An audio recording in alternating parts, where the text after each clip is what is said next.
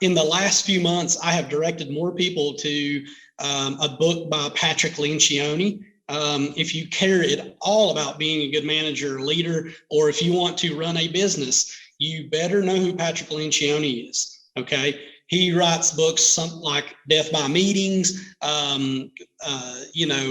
He has a book about the 5 dysfunctions of a team, but he sums it up perfectly.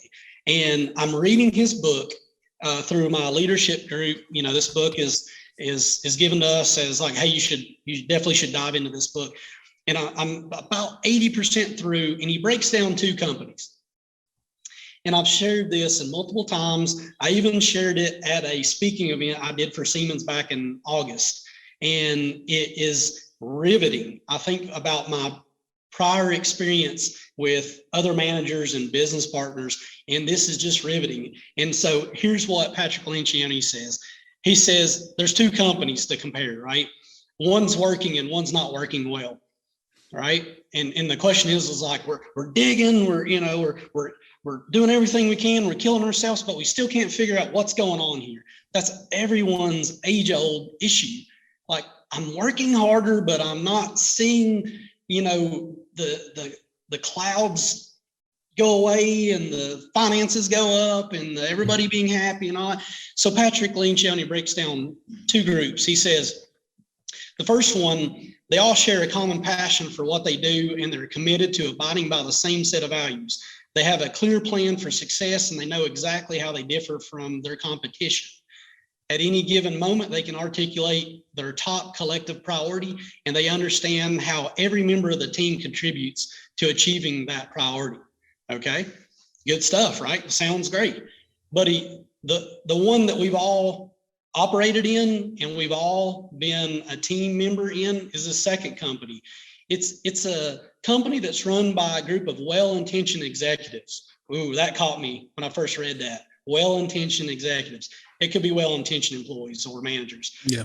All right. They have a good understanding of the details of their business, but they don't spend much time thinking or talking about why their organization exists or what values should drive their behaviors. Though they talk about being more strategic, they can't really articulate a simple, clear strategy, and they don't have a consistent method for evaluating decisions. The leadership team is constantly managing against a long list of eclectic goals, some of which may not be compatible and most of which pertain to only a few members of the team. Moreover, most team members have somewhat limited knowledge about the interest in specific responsibilities of their peers. All right, so what does that come down to? It comes down to clarity. If you research more, in that in itself describes 2 organizations, one that's high performing, one that's not. And what we call that is organizational health.